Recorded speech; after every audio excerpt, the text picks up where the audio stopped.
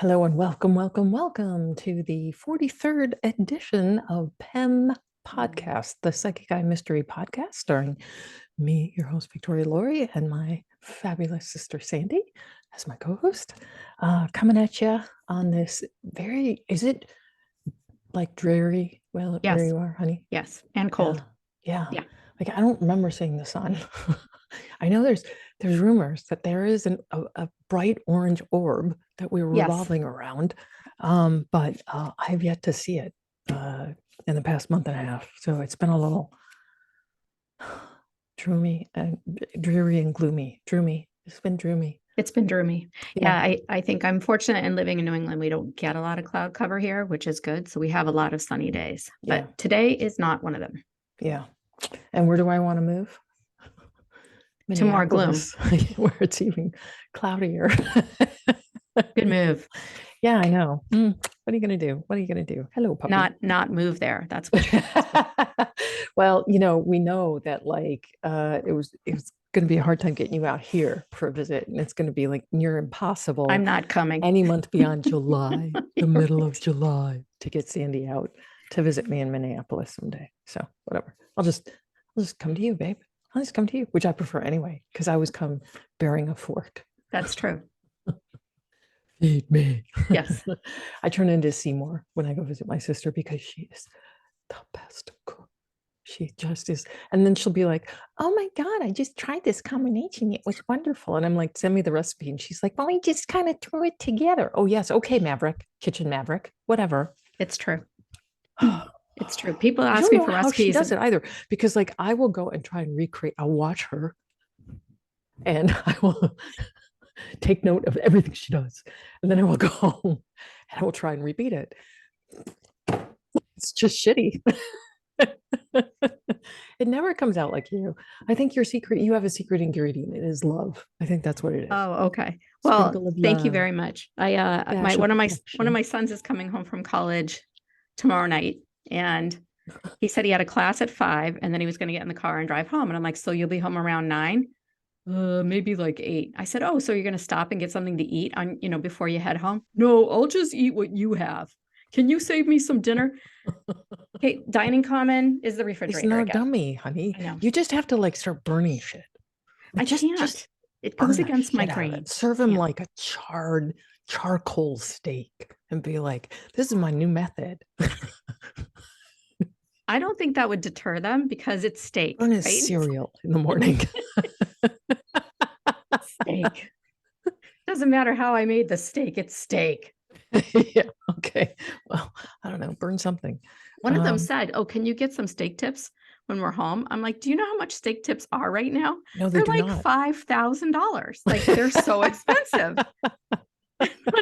You gotta bring your own butcher knife. Yeah, pretty much.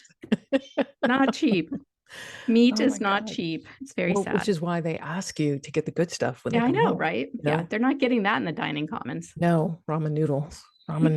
But the son that's coming home tomorrow night is the health nut. So yes, he's been on this like really healthy diet for a couple of years. We thought it would last like 10 minutes. No. So I love how like you'll bring home a dozen eggs. Oh, go to bed. Wake up in the morning. There's no eggs. No eggs. Just gone. I saved you one. Really? One? Oh God, I love my nephews. I really, really, really, really do. I really do. I love them. Okay, so book promotion. So this is the second book in the MJ Holiday Ghost Hunter mystery series with MJ and Gilly. Demons are a ghoul's best friend. This book the idea for this book came from my agent, who was on me about turning in an outline, which was due the next day. And I had started it with 0 words and 0 paragraphs. So it was going really well. And he said to me, he said, okay, well, I've got this book of weird stuff that happens in New York at home. And I think there might be something in there. So he's like, you research on your end and I'll go home and I'll, thumb through this book and see if I can find anything. So I'm researching really hard by watching the evening news, eating some popcorn, which was then it counted for dinner. Hence why I show up at my sister's house with a fork. This was back in the days when I did my grocery shopping at CVS. I'm not even kidding. I wish I was kidding. I'm not kidding. Shop where I do today. Yay. So I've gotten better a little bit.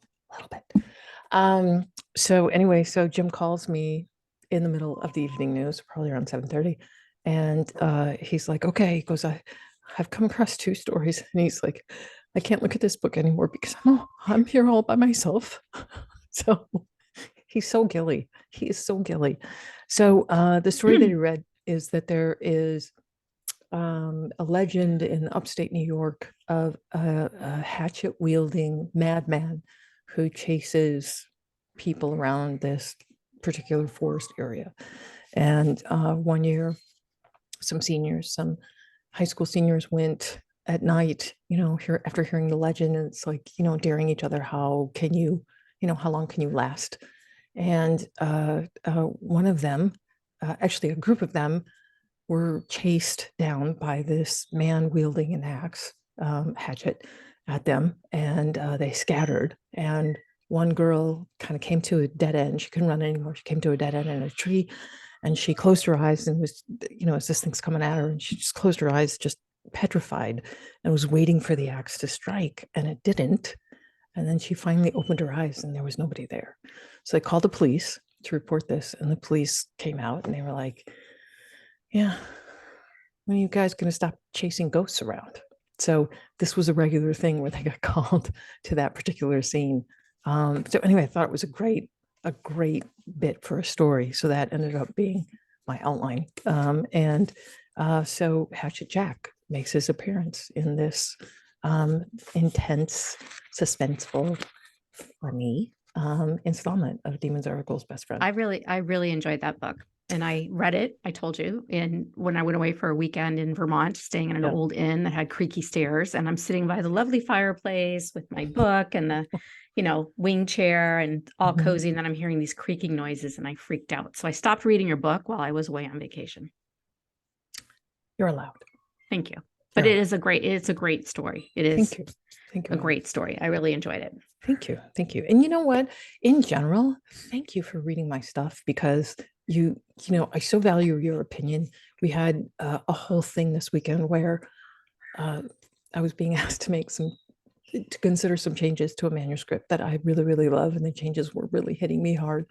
And so I called my sister and was like, who, thank God, had already read the manuscript. And I'm like, they're asking for this kind of a change. And she's like, no. I'm like, oh, thank God. It's not just me. Thank God, thank God. So I was in the middle of cooking too when we were talking, just saying. Fork. I need my fork.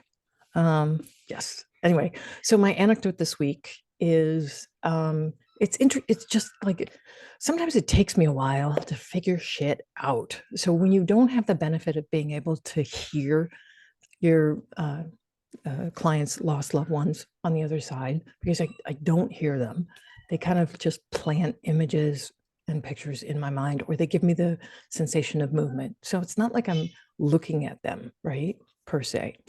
So I have been, for the past 8 months, year, right, totally confused when I get a parent or a grandparent.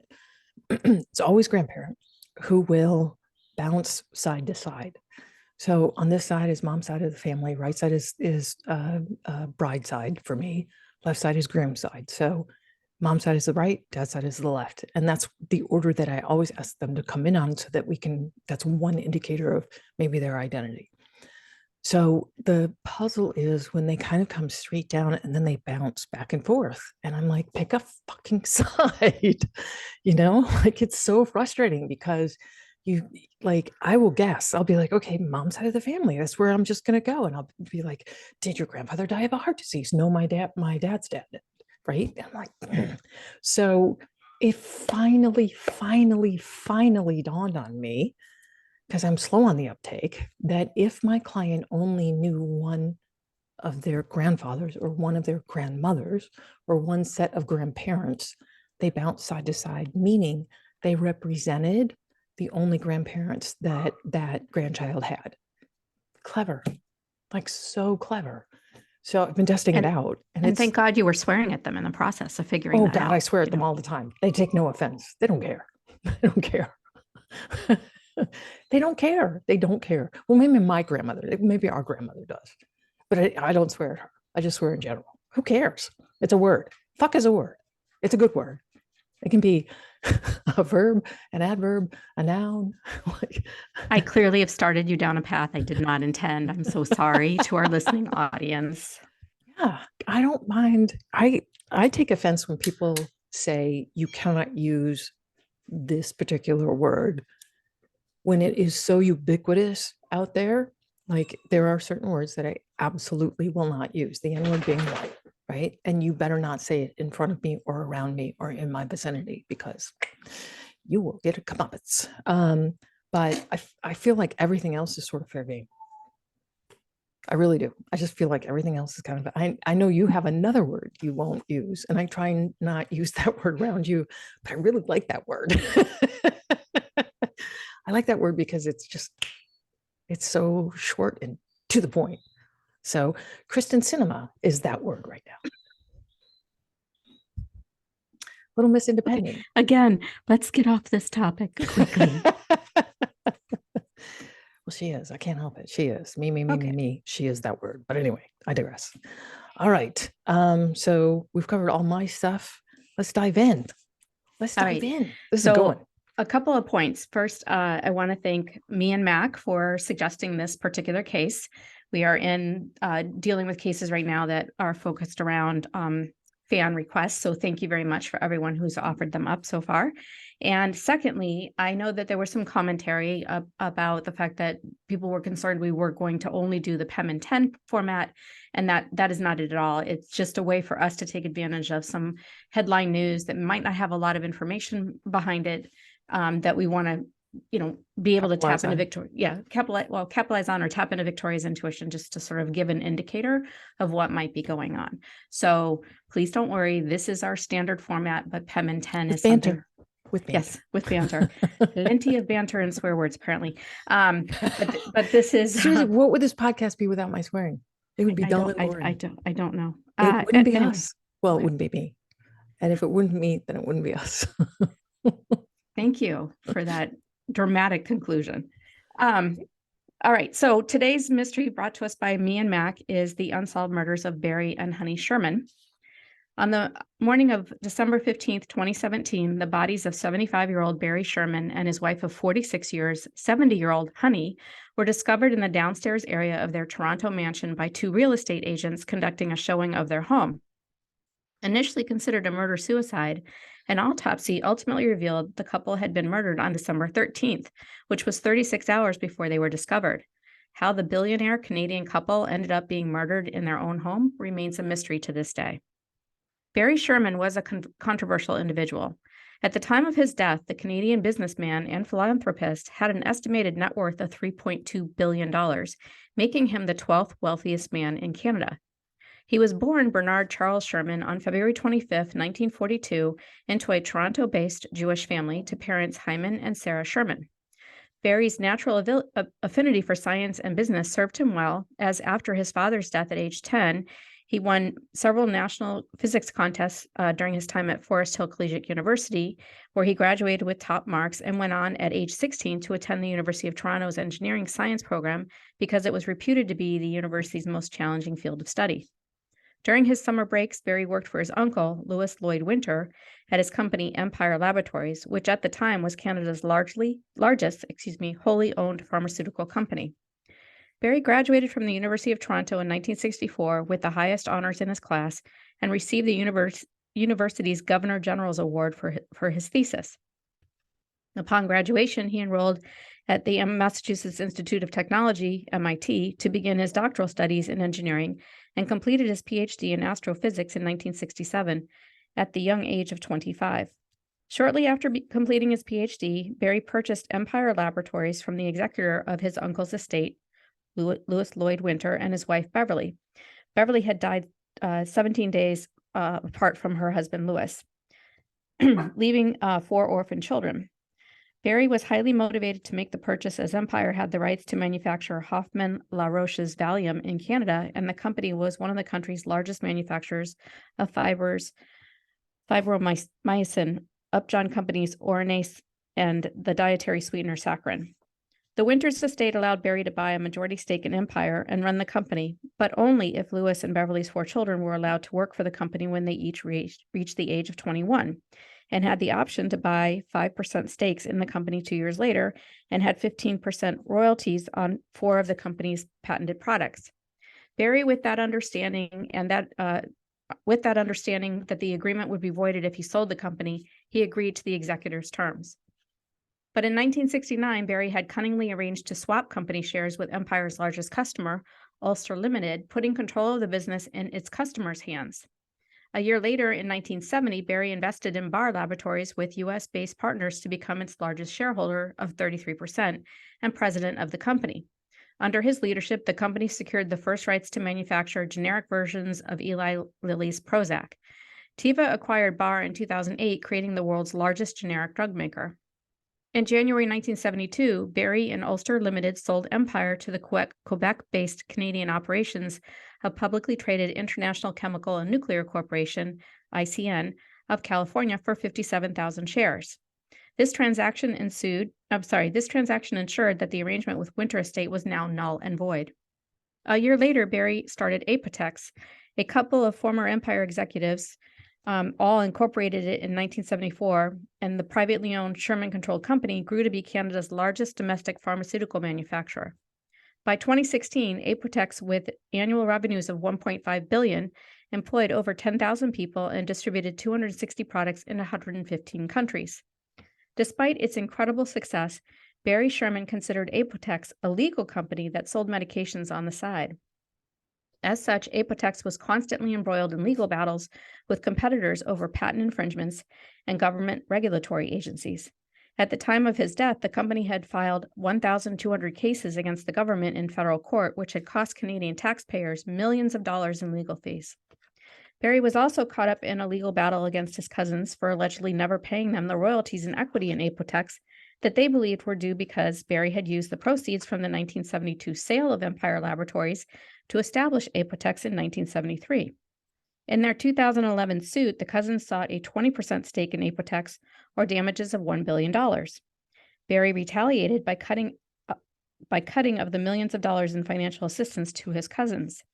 In September of 2017, an Ontario Superior Court justice ruled against the cousins, saying the case was wishful thinking and beyond fanciful. As savvy as he demonstrated himself to be in the drug industry, Barry's investments in non-pharmaceutical businesses proved to be disastrous, including putting money into a yacht chartering company that never bought any yachts, purchasing a majority stake in a nutritional supplement company marketed by a convicted American fraudster, Kevin Trudeau, and by partnering with Frank D'Angelo and D'Angelo Brands. That company went bankrupt in 2007, and D'Angelo was arrested on sexual assault and obstruction of justice charges. In the late 2010s, Barry partnered with ex-con Sean Rutenberg to create an online trivia game, but after discovering that Rutenberg had simply pocketed the investment money, Barry sued. Despite a reputation as a hard-nosed businessman, Barry's softer side was the result of his marriage to Helen Reich Sherman in 1971. Helen, the daughter of 2 Polish Holocaust survivors, was an Austrian national and fellow University of Toronto graduate who was known to be highly social and a warm, gregarious personality. Together, the couple had 4 children, son Jonathan and daughters Lauren, Alexandra, and Kaylin. While some found Barry to be a deplorable human being for reportedly gouging Canadian drug consumers, others credited him for his philanthropic generosity, much of which was due to his wife, Helen. The couple donated a record $50 million to the United Jewish Appeal, as well as to other small Jewish charities. They also donated funds to build a major addition to the Baycrest Health Science Geriatric Center, as well as other Toronto area community centers, and were major donors to the United Way. Barry often personally loaned money to Apotex employees that needed help, and through the Apotex Foundation, Barry donated over $50 million worth of medications to disaster zones. However, following his death, it was revealed that Barry had taken advantage of the Canadian tax law that entitled him to an equivalent tax credit for the large donations he made through the foundation, and to secure loans from the foundation that were equal to the amount that he donated. After it was revealed that Barry borrowed $6 million through the Apotex Foundation, Leaders of a private charity watchdog group called on Canadian lawmakers to change the tax law. In 1991, Barry and Honey initiated construction on a custom home in North York, which took 5 years to complete. However, upon completion in 1996, the couple were dissatisfied with the work that had been done on their home, with Barry calling it a disaster. The couple claimed that the garage, a structure that featured a tennis court on top and a basement with a lap pool and a hot tub, was faulty, so they filed 12 separate lawsuits against all the contractors working on the newly constructed house. As a result of favorable judgments, they successfully recovered almost the entire estimated $2.3 million that they spent building the house. In 2017, the Shermans decided to sell their longtime home on Old Colony Road in North York in favor of moving to Forest Hill, due to its proximity to downtown Toronto and to their friends and business associates. After finding and purchasing a corner lot in November of 2016, Honey spearheaded plans to demolish the existing house on the site in favor of building a 16,000 square foot mansion that included living quarters for their staff, a car stacker in the garage, and a central swimming pool with a 40-foot retractable skylight. The required 15 zoning and building variances were approved in June of 2017. The couple quickly became preoccupied with building and with the building and architectural plans for the new house, and Barry focused on recovering legal fees from the Winters after their suit was decided in his favor, for which he collected $300,000. At the end of November 2017, a year after purchasing the Forest Hill property, the couple put their North York home on the market for just under $7 million. On December 12, 2017, Honey missed a meeting at the Baycrest Center Foundation Board without notifying them beforehand, which was unusual for her. Reached by email, she replied that she was dealing with some stuff. On December 13th, the couple met at Apotex headquarters to review some design changes to their new house, and according to Barry's assistant, Honey was planning to leave on vacation to Miami a few days later, and Barry was expected to join her in a week. Later that evening, Barry continued to work at home and sent his Apotex staff a routine email about a drug the company was developing. However, he did not conduct any work-related telephone calls, which again was unusual as Barry suffered from insomnia, and on December 14th, Barry was a no-show at the office. On the morning of December 15th, with the Shermans expected to be away from the house, their cleaning staff entered the home to set about their cleaning routine, and a pair of real estate agents arrived around mid-morning with a couple interested in seeing the property. After showing them around the main floor, the agents guided the couple downstairs to the spa level. It was there that they made the shocking discovery. Barry and Honey were on the floor next to the pool, facing away from the water. Each had been bound around the neck and hung in a semi-seated position with a leather belt, which was secured to a metal railing that surrounded the pool. Barry was positioned with his legs crossed on the pool deck. Honey was slumped on her side with a large bruise on her face. Each were fully clothed, with coats pulled down over their shoulders to restrain their arms. Marks on their wrists indicated that they may have been bound with zip ties. A second autopsy report revealed that the couple died from ligature neck compression or strangulation. Police found no sign of forced entry, but did discover a partially open window to allow a recently painted room to air out, and an unlocked basement door, which was a common practice by the Shermans. Investigators later discovered that the Shermans were murdered and likely targeted, but by who remains a mystery. In 2019, on the second anniversary of the case, the Toronto Star reported that the positions of Barry and Honey's bodies nearly matched that of two Leo Sewell 1970-era junk life-size sculptures displayed in the Sherman's basement. Barry's right leg was crossed over his left, just like one of the sculptures, but Honey's legs were not posed in front of her like those on the corresponding sculpture. Police have not been able to ascertain why the murder scene has been staged like a piece of art that the couple owned. Investigators believe that Honey may have been murdered somewhere in the house other than the pool area. According to the Star, Honey's cell phone, which she never used, was found in a bathroom, suggesting that she might have attempted to covertly summon help, but was overpowered in the process. Also, Barry's gloves, as well as paperwork related to a home inspection, were left on the floor just outside the garage door, leading to the basement pool. In late 2021, police released a security video of an individual walking along a neighborhood sidewalk. The person of interest is estimated to be between 5'6" and 5'9" tall, but due to the grainy footage and the person in question had their head covered, police could not determine if the person was a male or female, nor could they determine the age, weight, or skin color. Police are calling this person a suspect in the Sherman double homicide, as they were caught on camera near the Sherman home for a suspicious amount of time around the same time when the murders likely took place. With a reward of $10 million to anyone who provides assistance in solving this crime, police have interviewed over 250 witnesses and received 1,255 tips from the public. Honey Sherman's sister, Mary Schechtman, suggested to investigators that the person responsible for the murders was making a statement and that she believed the killings may have been motivated by religion. Her sister and brother-in-law were strong supporters of Israel, and Honey was very, very vocal about being Jewish, and at times publicly used phrases that were not politically correct. Were the Shermans murdered because of their reverent religious beliefs, or was it due to Barry's cutthroat business practices, or perhaps by a disgruntled cousin or ex-employee? 5 years following their deaths, investigators' only lead is the grainy video image of an unidentified individual. Whoever the killer was, they likely had an intimate knowledge of the Shermans, including their routines, giving the timing and location of the murders, making it also highly unlikely that Barry and Honey knew their killer. Following their deaths, the Shermans' 4 children inherited their parents' estate, and in late September 2022, the Sherman family sold Apotex to a private equity firm, SK Capital, for an undisclosed amount. My sources for this story include Wikipedia, Barry Sherman, CNN.com, Toronto police ask for help in identifying suspect in murder of billionaire philanthropist by Paula Newton, 12/15/21. CTV News, relative believes someone was making a statement in murder of Barry and Honey Sherman. Unsealed documents show by Phil Sikaris, 1/14/22. And Pharma Voice, 5 enduring mysteries of Barry and Honey Sherman murders. After nearly 5 years, the homicide case involving the pharma billionaires continues to perplex investigators by Megan Parrish, 11/28/22. And Victoria is going to share with us some photo images of the crime scene. And these were secured through the Toronto Star, who is continuing to publish updates about this investigation. So, okay. So do you see the pool? Yes. Okay. So this is the pool where they were found, and the railing closest to us in the picture is where they were tied, basically.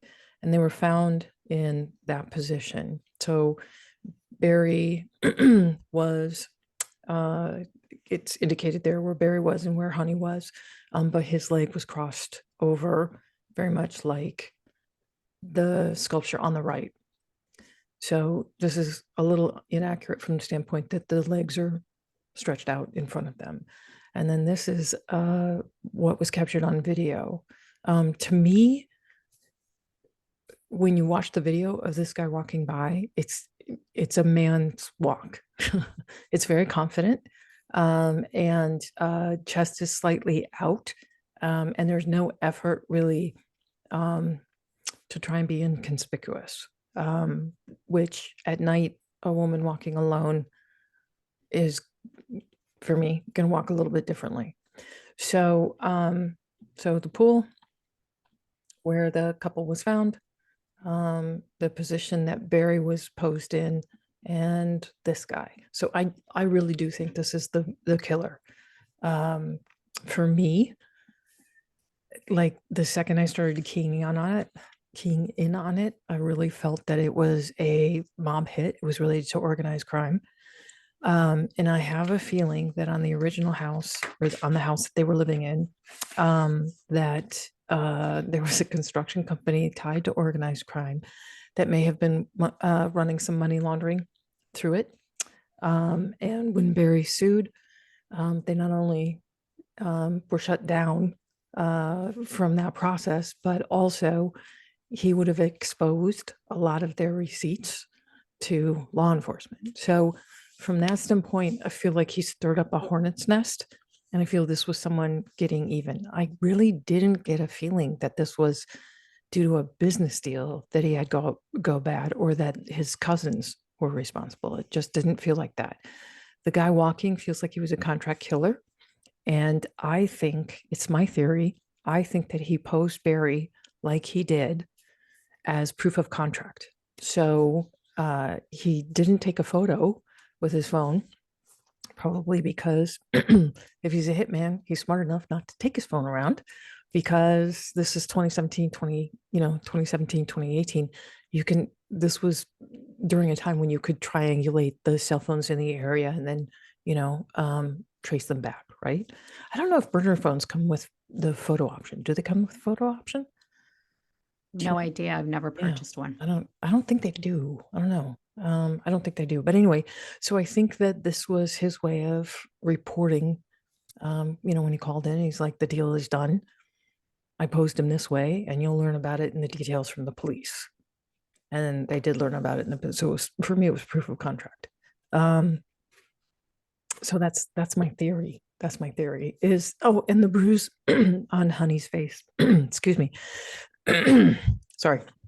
The bruise on Honey's face, I believe that he came right in, punched her because she would have been the one that he wouldn't want to restrain first. He would want to restrain Barry, who was taller, first. And if this guy was on the shorter side, 5'6" to 5'9" in that area, Barry was not a small man. He was, even though he was 75, he was fairly tall. So he would have knocked her unconscious and then gone to take care of Barry. And that would also explain how she was able to get into the bathroom, because if he was busy with Barry, she would have then crawled to the bathroom and tried to call 911. So that's kind of the order that I felt it was in. Did he have intimate knowledge of the house? Yeah, I feel like the back door and the open window, I think that was done on purpose. I have a feeling he was in that house, maybe even posing as an interested person because they had the house for sale. So he could have come with his own realtor to look at the property, done a good surveillance, while the realtor, if it was a real realtor, would have unlocked the door and, come back within 24 hours. I mean, as crimes go, I don't think this wasn't that hard to commit, honestly. So there was a blood stain on the railing. It probably belonged to Honey. I didn't read who it belonged to, if the DNA had listed anybody that was attached to that blood stain. I don't think this crime will ever be solved. I don't think, because there's just no evidence. This guy was a pro and he took care of it. So I think that this is just going to continue to remain a mystery. But for me, organized crime just kind of jumped out at me. So like I have certain symbols for stuff like that. So like the Ozarks went right in my head. So I'm like, oh, organized crime, money laundering. Okay. Yeah, that fits. That tracks.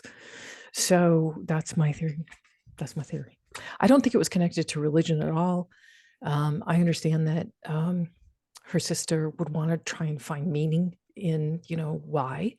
And of course, she wouldn't want to have accused her brother-in-law of being in any way, shape, or form connected to organized crime. I don't necessarily think he was directly related to organized crime, but I think that he built the wrong person construction company out of a lot of money. And they were like, got to teach you a lesson. And they did.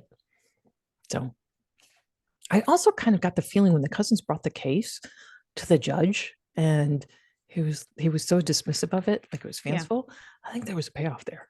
Oh yeah, it feels like it, doesn't it? It's a little too quick. Like there was substance to that case, and right to dismiss it out of hand. Yeah, and then he collected $300,000 on top of it. Barry collected $300,000 on top of it. Yep. Like what a jackass! Oh yeah, I was a jackass.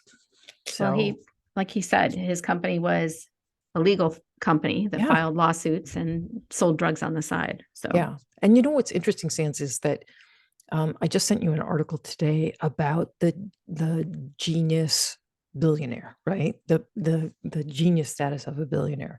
And basically, like, I had written an article that was really, really fascinating about how these billionaires, Bill Gates, Elon Musk, Jeff Bezos, they are often credited as being the misunderstood genius, right? And who's the woman? Oh God, Elizabeth Holmes, the one who, tiny drop of blood.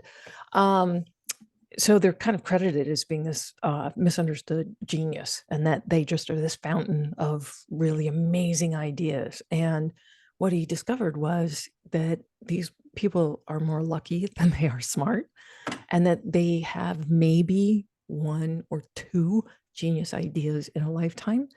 And then the rest of them are just bunk. They're just like the rest of us. Like, I have a great idea that never goes anywhere. So he, in the article, he even did a dig on Zuckerberg, and he's like, so Zuckerberg has sunk $30 million into an AI metaverse that looks like a 2001 video game. And then they showed a picture of it. And I was like, oh God, that is sad. So it's a great article. And if I can find a link to it, remember it and find a link to it, well, I sent it to you. So I'll post it in the comments underneath if you want to read it. It was really just so fascinating because he went into studies that show the correlation between luck and being wealthy. That is the sole component other than the wealth of your parents. So I just thought that was really interesting that, So we're destined to be paupers. Great. That's awesome. No. We just need a little bit of good luck. It's like, that's all you need. Just a little bit of good. There's, where these guys fall in the intelligence spectrum is sort of just slightly north of average. And the smartest people, are definitely not the wealthiest. So it's a fascinating article with a bunch of really great studies associated with it or linked to it. So I highly recommend it. Anyway, so Barry was one of those misunderstood geniuses. Yeah. So, yeah. Anyway. All right. Well, thank you for tuning in, as always. And thank you for your wonderful comments. We love you guys. Sandy and I often talk about the fans out there and what they're saying and what you guys are suggesting as future cases. So if you have an idea for a future case, definitely list it in the comments. Sandy and I read all of them. Thank you for continuing your support. And we really, really appreciate it. And I guess that's it. Other than if you want to find out more about me, the books, or how to book an appointment, how to book a session with me, please visit victorialaurie.com. Okay. Sands, I love you. Love you too. Thank you. Thanks, everyone. Bye.